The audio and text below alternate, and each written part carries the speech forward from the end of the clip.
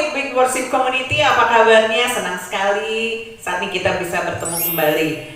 Saudara, dalam Mazmur 19 ayat 2 dikatakan, lihatlah langit menceritakan kemuliaan Allah dan cakrawala memberitakan pekerjaan tangannya. Biarlah kita boleh senantiasa memuliakan Tuhan, menyatakan perbuatan-perbuatan yang besar dari Tuhan, karena nyata pertolongan yang ajaib itu datang dari Tuhan kita Yesus Kristus. Let's worship Him.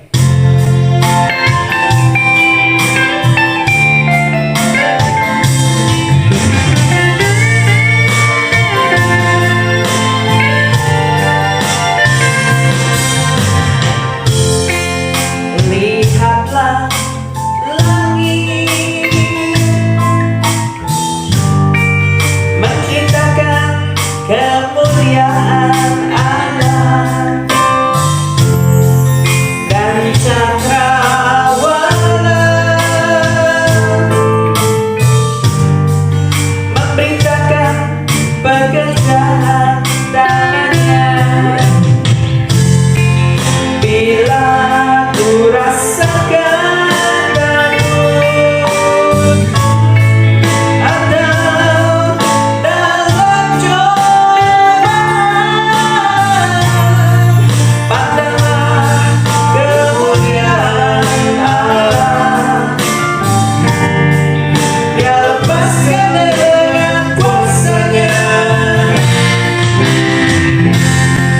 Pandanglah kemuliaan Allah. Lihatlah kebesarannya. Rasakan kuasa-Nya. Nikmati keindahannya. Pandanglah kemuliaan Allah. Lihatlah kebesarannya. Rasakan kuasa-Nya. Nikmati keindahannya.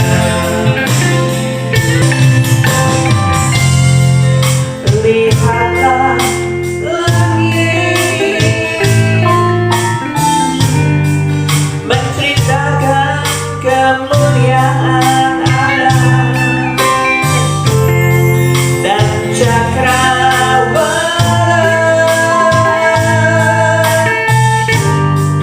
memberitakan pekerjaan tangannya. Bila ku rasakan takut atau dalam cobaan, pandanglah kemuliaan Allah. Dia lepaskan dengan kuasa-Nya. Pandanglah kemuliaan Allah. Lihatlah kebesarannya. Rasakan kuasa-Nya. Nikmati keindahannya. Pandanglah kemuliaan Allah. Lihatlah kebesarannya. Rasakan kuasa-Nya. Nikmati keindahannya. Mari kita sembah Dia. Haleluya. Oh, kami melihat kebesaran Tuhan, keperkasaan-Mu. Terpujilah nama-Mu Tuhan. Haleluya. Oh, ibadah-Mu Yesus. Haleluya. Haleluya. Oh,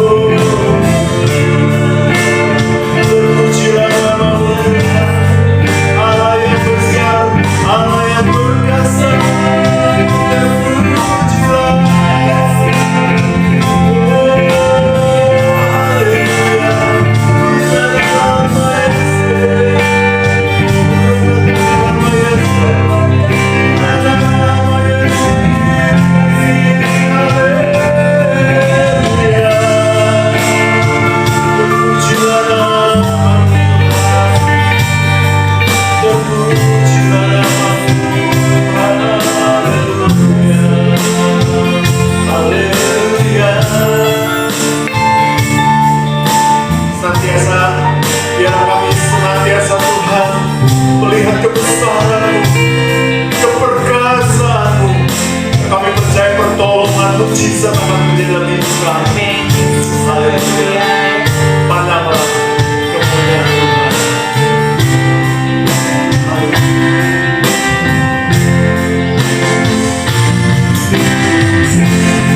Pandanglah kemuliaan Allah. Lihatlah kebesarannya. Rasakan kuasanya.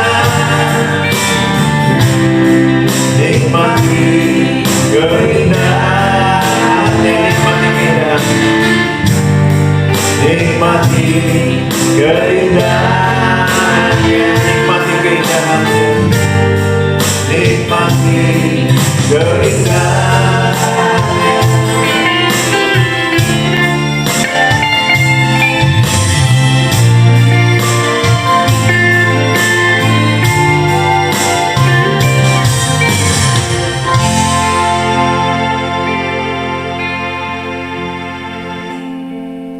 Betapa ajaibnya kuasa-Mu, betapa luasnya pekerjaan-pekerjaan-Mu Tuhan, dan kami tidak bisa menceritakan semuanya. Betapa luar biasanya Engkau Allah Sang Pencipta, Engkau yang telah menebus kami juga dari dosa. Kami bersyukur Tuhan karena kejadian kami ajaib, dan biarlah kami boleh mensyukuri akan kehidupan kami. Dan biarlah kehidupan kami boleh mempermuliakan nama Tuhan. Biarlah semakin hari Tuhan Yesus, kami juga boleh terus memuji dan menyembah nama Tuhan, meninggikan nama Tuhan di dalam setiap aspek kehidupan kami. Sehingga kami percaya bahwa langkah-langkah kehidupan kami Engkau sendiri yang menuntun kami. Engkau yang memperteguh jalan-jalan kami. Dan juga lewat firman Tuhan yang kami baca, kami renungkan tiap hari. Dan juga pada saat ini Tuhan Yesus, kami kembali diberkati lewat Midweek Worship Community ini. Tuhan Yesus, berkati hamba-Mu, rapi dengan kuat kuasa-Mu juga kami sekalian yang mendengarkan. Kami percaya Tuhan, benih firman Allah tidak akan sia-sia, tapi akan bertumbuh di dalam kehidupan kami. Tuhan Yesus menjadi berkat buat banyak orang. Terima kasih Tuhan, kami siapkan hati kami untuk mendengarkan firman Tuhan. Di dalam nama Tuhan Yesus kami bersyukur. Haleluya. Amin. Amin, amin, amin. Puji Tuhan, hari ini kita akan mendapatkan kekuatan oleh perkataan firman Tuhan. Karena firman Tuhan itu sendiri adalah kekuatan daripada Allah. Yang akan disampaikan oleh Pastor Yeri Patinasarani. Enjoy his word. Shalom semua, apa kabar? Terima kasih buat kesempatan yang diberikan buat saya. Saya Yeri Patinasarani, dan saya percaya dimanapun kita berada, tangan Tuhan tidak kurang panjang untuk menolong setiap kita, dan telinganya tidak kurang tajam untuk mendengar seruan setiap kita. Saya percaya juga firman Tuhan senantiasa akan menjadi kekuatan bagi setiap kita dan menuntun kita ke tempat-tempat yang sebenarnya tidak mungkin semua kita bisa ada di situ kalau bukan firman yang menuntun setiap kita. Itu sebabnya buka hati kita dan percayalah bahwa firman akan membawa kita dalam satu dimensi pengenalan akan Tuhan yang sebenarnya sangat kita butuhkan hari-hari ini di dalam kehidupan kita. Dan mari kita siapkan hati kita. Nah, hari ini saya ingin share tentang sesuatu yang saya belajar beberapa waktu yang lalu.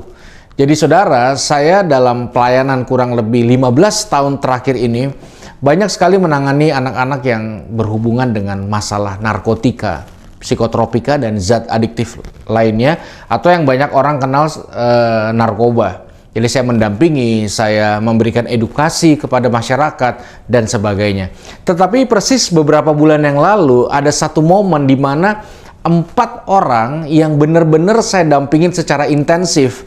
Jadi saya dampingin secara waktu, perhatian, tenaga, dan saya mengeluarkan satu effort yang cukup besar untuk orang-orang yang saya lagi dampingin ini. Dan berbarengan di satu bulan yang sama, mereka itu akhirnya ketangkap dan berurusan dengan pihak hukum dan kepolisian. Sebenarnya itu bukan pertama kali saya mengalami hal seperti itu, tapi di dalam rentetan kejadian itu ada juga justifikasi dari beberapa orang yang akhirnya mencap saya ini mengalami kegagalan dalam pelayanan. Dan akhirnya membuat saya merenung panjang, dan akhirnya saya mencoba untuk merenungkan dan memikirkan satu poin penting yang saya ingin share buat Bapak Ibu Saudara dalam kesempatan yang baik hari ini. Apa itu? Yaitu ruang gagal. Saya ingin share mengenai ruang gagal. Kita mungkin punya banyak ruang keberhasilan, ruang promosi, ruang sembuh, ruang terobosan, ruang promosi. Tapi sesungguhnya kita itu sangat membutuhkan Tuhan di satu ruang ini, ruang gagal. Banyak orang gagal ketika berurusan atau menghadapi situasi yang namanya kegagalan. Dan kegagalan kadang-kadang menjadi satu realita pasti dalam kehidupan seseorang, sehingga siap atau tidak, seseorang dalam kehidupannya suatu saat akan menghadapi ruang gagal ini. Nah, saya berdoa firman Tuhan akan memberikan kita pencerahan dan juga inspirasi di mana kita bersama Tuhan mampu mengatasi semua bagian-bagian gagal, baik yang kita alami maupun yang orang lain alami. Jadi selamat datang di ruang gagal, bukan ruang yang mudah untuk diatasi dan dihadapi, tapi bersama Tuhan kita pasti bisa melewatinya. Nah saudara, lalu saya merenung, sejak awal Tuhan menciptakan langit dan bumi dan segala isinya, saudara, saya yakin Tuhan pasti memiliki sebuah ekspektasi selain Dia Maha Tahu tentang karyanya akan berjalan dengan baik dan lancar. Semua ciptaannya didesain baik untuk terus secara regulasi berkembang dan bertumbuh menjadi sesuatu yang baik. Tapi kita tahu bahwa belum sampai kitab Kejadian 10, baru sampai Kejadian 3, ternyata ada realita kegagalan di dalam karya indahnya Tuhan, di mana Adam dan Hawa melakukan satu pelanggaran yang akhirnya mengubah begitu banyak hal di dalam kehidupan umat manusia sampai hari ini. Saudara, ketika kegagalan terjadi dan konsekuensinya bukan cuma manusia pertama, tapi konsekuensi juga dialami Tuhan. Saya membayangkan betapa hati dan perasaan Tuhan itu mungkin terganggu dengan kegagalan yang dilakukan oleh manusia. Gini Bapak Ibu Saudara, kalau kita expert akan sesuatu, apapun itu, biasanya kalau sesuatu itu gagal, maka ada rasa terganggu yang muncul di dalam hati dan perasaan kita. Contoh, buat Bapak Ibu Saudara yang suka musik atau suka mendengarkan musik atau bisa bermain musik. Ketika ada seseorang nyanyinya false atau main musik asal-asalan, saudara akan sangat terganggu. Sedangkan orang yang nggak expert dalam musik, ya jelas dia tidak terganggu. Gitu. Kalau saudara seorang fotografer, ketika ada angle-angle yang sepertinya asal-asalan, sebagai seorang fotografer profesional, saudara akan terganggu. Saudara akan terganggu. Saya punya satu kawan, seorang yang sangat expert di musik. Dia punya studio rekaman, dan saya pernah menggunakan studionya untuk rekaman. Waktu itu jam 2 malam, subuh, udah subuh. Dia sudah tidur pulas, tiba-tiba kawan saya ini bangun hanya untuk memberitahu bahwa gitar kawan saya senar 4-nya false. Kita anggap bercanda. Karena bagaimana bisa orang tidur terus bangun gara-gara senar false. Lalu kita cek di tuner, ternyata benar false. Jadi kalau orang sangat expert, akan sangat terganggu biasanya ketika ada hal-hal yang berjalan tidak semestinya atau tidak seharusnya. Nah, saudara bayangkan, Tuhan itu sangat expert dengan manusia, sangat expert. Dialah yang mendesain manusia. Saya membayangkan betapa sebenarnya terganggunya Tuhan terhadap kegagalan kita. Karena dia expert akan kita. Tapi kalau saudara lihat dari awal, Tuhan bukan Tuhan yang baperan akan kesalahan seseorang. Tuhan yang bukan bereaksi berlebihan terhadap sebuah kegagalan atau kesalahan. Waktu Adam dan Hawa jatuh dalam dosa, mereka main tak umpet dengan Tuhan. Mereka bersembunyi. Lalu Tuhan tuh mencari, bukan untuk menghakimi. Tuhan mencari dan menanyakan keadaan mereka di mana.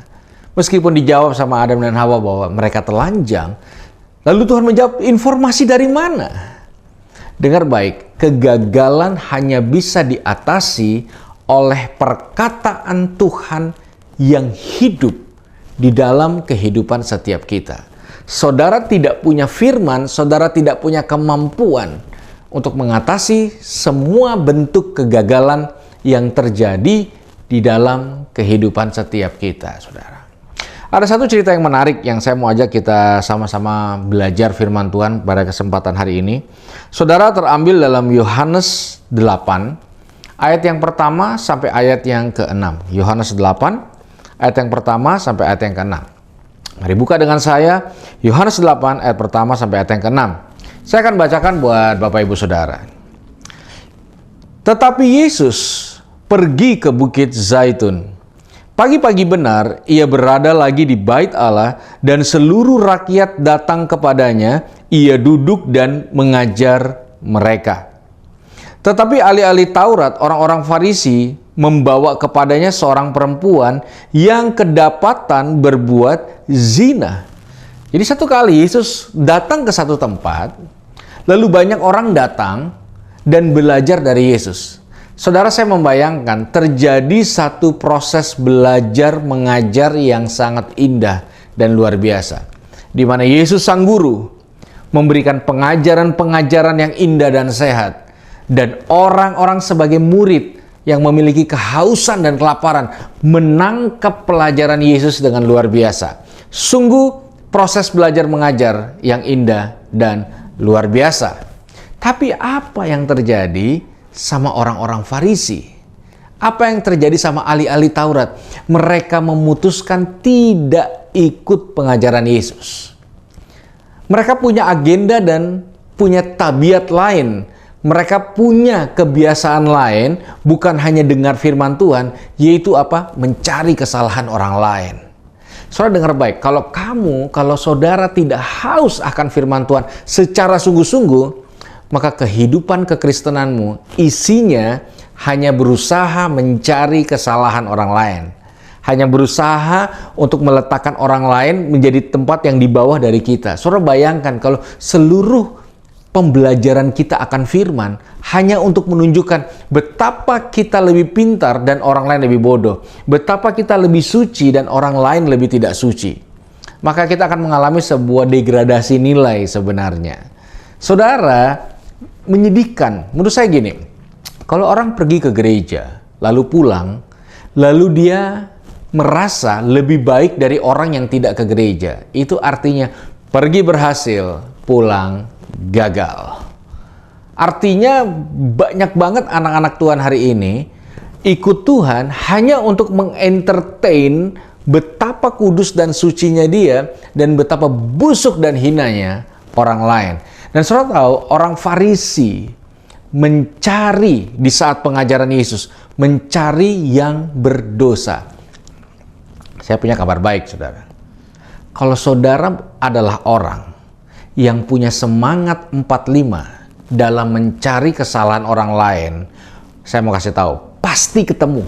Siapapun orang, kalau saudara mengeluarkan effort dalam kehidupanmu untuk mencari kesalahan orang lain, pasti ketemu. Pasti ketemu. Lalu kita lihat ayat ke-4.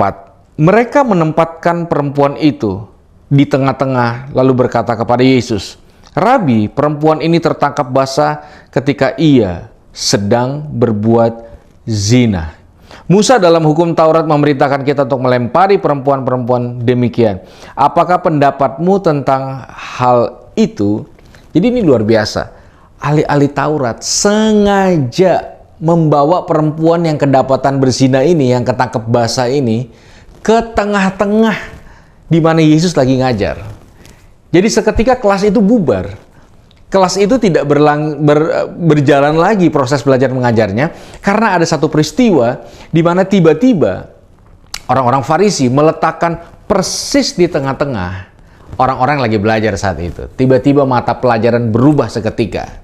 Tiba-tiba semua fokus kepada apa? Pertama, orang berdosa.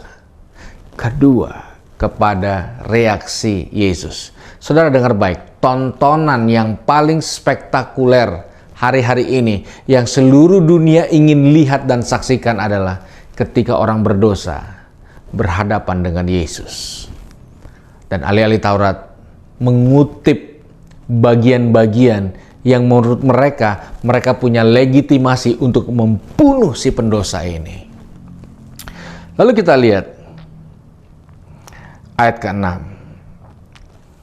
Mereka mengatakan hal itu untuk mencobai dia, supaya mereka memperoleh sesuatu untuk menyalahkannya. Tetapi Yesus membungkuk lalu menulis dengan jari-jarinya di tanah.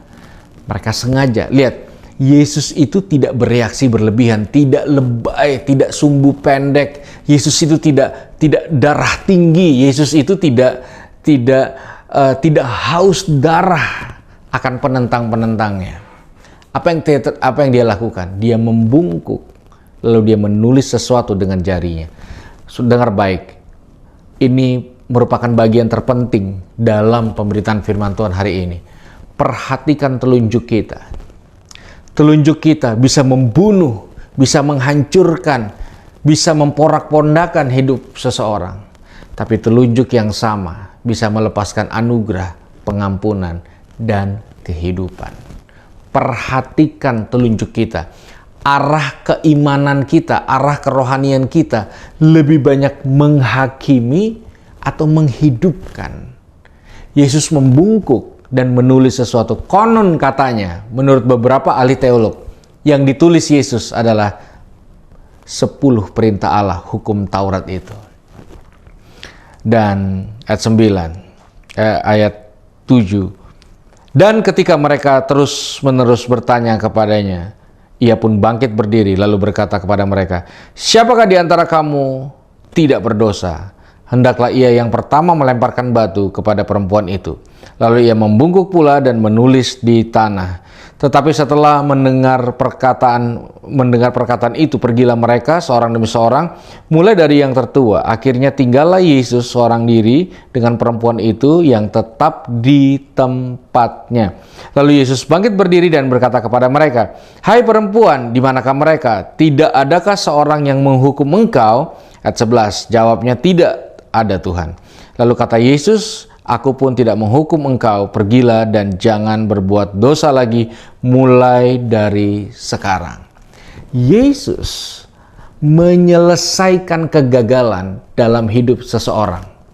Ahli Taurat, orang Farisi mempersalahkan dan mempermasalahkan kesalahan seseorang. Yesus membenci dosanya, mengasihi orangnya. Orang-orang yang nggak kenal Yesus membenci orangnya dan mengasihi dosanya untuk dieksploitasi, untuk digosipin, dan untuk di-blow up menjadi makanannya mereka. Saudara, penting banget untuk kita sadari bahwa ada konsekuensi ketika kita mengasihi Yesus. Apa itu? Kita harus belajar mencintai yang Yesus cintai. Itu sebabnya ruang gagal adalah ruang pertempuran yang paling dahsyat, yang paling hebat, yang paling luar biasa antara Tuhan dan iblis. Dan kita harus memutuskan ketika kegagalan ada di depan mata, ketika dalam kehidupan kita pun mengalami kegagalan, perkataan siapa yang kita mau dengar, perkataan siapa yang mau kita ikuti. Nah, itu sebabnya sekali lagi sangat penting untuk kita menyadari bahwa kita dipakai Tuhan untuk melepaskan anugerah, bukan untuk menganggap karya Tuhan itu murahan, tapi itu adalah kemurahan yang tanpa batas yang datangnya dari Tuhan. Ketika saya makin dalam belajar soal ruang gagal ini, saya tertarik dengan satu tokoh yang menurut saya sudah keburu di stigma negatif sama banyak orang percaya. Dan jujur, saya banyak belajar dari tokoh ini, terutama ketika saya menghadapi begitu banyak kasus-kasus bunuh diri yang banyak terjadi hari-hari ini. Saudara, salah satu tokoh yang saya kagumi, karena saya belajar banyak dari tokoh ini dan saya menemukan banyak nilai dari tokoh ini. Siapa dia? Yudas Iskariot. Saya mau tanya, saudara, kalau saya sebut Yudas Iskariot, apa yang muncul dalam pemikiran kita? Banyak orang template, pengkhianat, orang yang dipercayakan keuangan, koruptor, orang yang mempermalukan Yesus, dan sebagainya. Jarang yang bisa melihat positif. Nah, sebelum saya ingin share tentang Yudas Iskariot, bolehkah kita letakkan dulu stigma negatif di dalam pemikiran kita sebentar, lalu kita coba menilai dan kita coba menelaah bagian-bagian dari waktu-waktu terakhir Yudas Iskariot. Jadi ini waktu-waktu terakhirnya dia. Kita bisa lihat itu terambil dari Matius 27 ayat 3 sampai ayat yang kelima. Matius 27 ayat 3 sampai 5. Buka dengan saya, Matius 27 ayat ketiga sampai kelima. Mari kita belajar dari Yudas Iskariot, sang pengkhianat. Ayat 3. Pada waktu Yudas yang menyerahkan dia melihat bahwa Yesus telah dijatuhi hukuman mati, menyesallah ia, lalu ia mengembalikan uang yang 30 perak itu kepada imam-imam kepala dan tua-tua. Saudara, dia memang licik, dia memang keras kepala, dia memang sangat keterlaluan. Dia jual Yesus, dia hatinya penuh dengan keserakahan, dan dia berhasil menjual Yesus, dan dia berhasil mendapatkan keuntungan besar dari menjual Yesus. Tapi Alkitab berkata, ketika dia sadar bahwa Yesus akhirnya dijatuhi hukuman mati, pertama Alkitab dengan jujur berkata, menyesallah ia. Dia menyesal. Ada satu penyesalan yang muncul, memang belakangan, karena penyesalan selalu belakangan, saudara, muncul penyesalan. Nah, kita perlu tahu ini penyesalannya air mata buaya apa enggak. Kalau orang cuma asal menyesal, tidak ada tindakan selanjutnya, itu pasti. Cuma sekedar menyesal, terus buat lagi. Harusnya orang yang menyesal melakukan satu tindakan lewat penyesalan itu. Seperti siapa? Seperti anak yang bungsu. Ketika dia di kandang babi dan menyesal, apa yang dia lakukan? Dia memutuskan angkat kakinya dan berjalan ke rumah bapaknya. Itu bukan air mata buaya namanya. Penyesalan yang disertai dengan langkah penyesalan. Oke, kita lihat Yudas. Apakah Yudas setelah menyesal, dia mengambil satu langkah, dan Alkitab mencatat iya. Langkah apa itu, saudara? Setelah dia menyesal, dia mengembalikan uang. Tadinya dia sangat pengen banget uang. Tapi ketika dia sadar Yesusnya dijatuhi hukuman mati, uang yang tadinya yang sangat berharga buat dia, tiba-tiba lebih besar penyesalan dia, sehingga dia memutuskan mengembalikan uang yang dia dapat dengan tidak jujur. Dikembalikan. Nah, saya mau tanya Bapak Ibu Saudara, ada tidak orang yang bertobat lalu mengembalikan uang? Ada. Siapa? Sakeus. Sakeus sudah sedemikian bejatnya sehingga satu kota tuh membenci dia. Tapi waktu dia ketemu Yesus dan dia menyesal, dia nggak cuma dia tidak cuma sekedar nyesal terus tetap bikin utang. Menyesal lalu menyakiti orang lain. Setelah dia menyesal, dia kembalikan uang. Bahkan dia tambahkan uang. Yudas, setelah dia menyesal, dia kembalikan uang. Lalu, Yudas itu pergi ke orang yang tepat. Mereka yang mewakili Tuhan, imam-imam kepala. Jadi dia datang ke tempat yang tepat, ketemu dengan orang yang tepat, terus dia menyesal, terus dia kembalikan duit.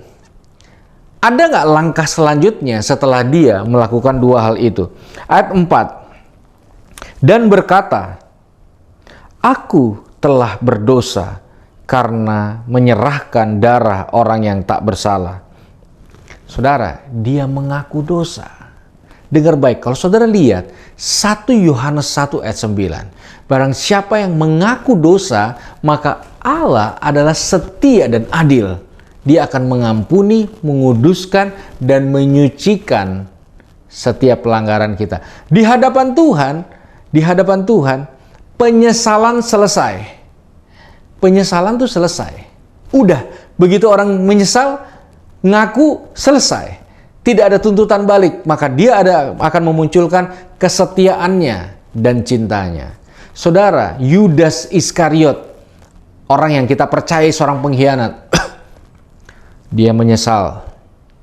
Dia pergi ke tua-tua agama. Dia kembalikan uang. Dan yang terakhir, saya nggak nyangka dia lakukan ini.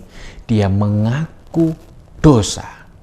Dia ngaku dengan mulutnya, aku telah bersalah atau aku telah berdosa karena menyerahkan darah orang yang tak bersalah. Nah, ini poin saya. Tetapi jawab mereka, apa urusan kami dengan itu? Itu urusanmu sendiri. Saudara, itu kalimat pembunuhan. Saudara harus tahu bahwa ketika kita kenal Tuhan, ketika kita mewakili Tuhan, kita tidak bisa berkata pada orang ketika orang melakukan kesalahan, ketika orang melakukan dosa, itu apa urusannya dengan kami? Itu urusanmu sendiri. Saudara tahu, ya, Alkitab mencatat, maka ia pun melemparkan uang perak itu ke dalam bait suci, lalu pergi dari situ dan menggantung diri. Saudara dengar baik, kenapa Yudas gantung diri? Karena Yudas berpikir seperti ini. Kalau hamba Tuhan nolak dia ketika dia gagal, maka kemungkinan besar Tuhan juga nolak. Saudara, ini adalah satu kengerian yang dahsyat. Banyak anak Tuhan mati secara rohani karena penolakan-penolakan yang terjadi ketika mereka gagal. Sadarkah kadang-kadang kita anak Tuhan yang percaya bahwa cintanya tanpa batas, tapi kita mencintai seseorang sejauh keberhasilannya.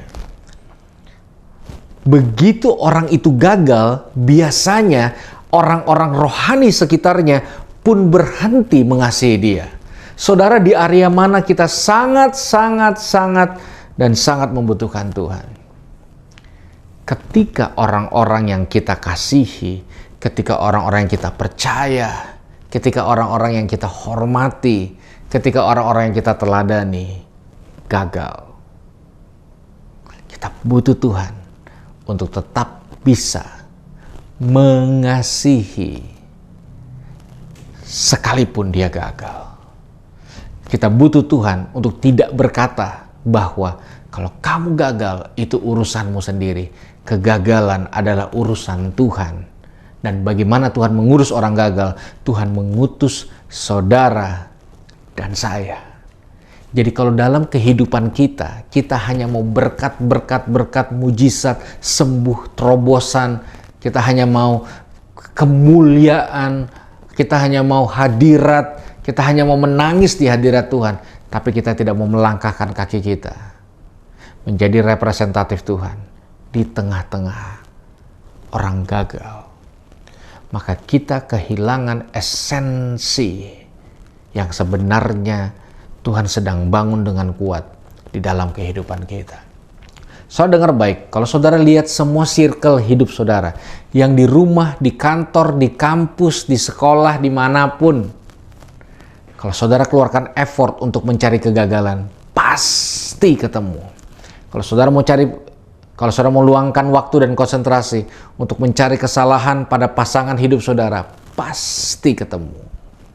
Cuma masalahnya setelah ketemu, bagaimana kita sebagai representatif anak-anak Tuhan melakukannya. Itu sebabnya kenapa kita mesti pelihara cinta, kasih, pengharapan, dan iman kita. Supaya ketika kita diizinkan masuk dalam ruang gagal, kita tidak bereaksi yang salah. Saudara, satu kali ada seorang datang sama saya, lalu dia bilang gini, "Kak, aku dapat penglihatan."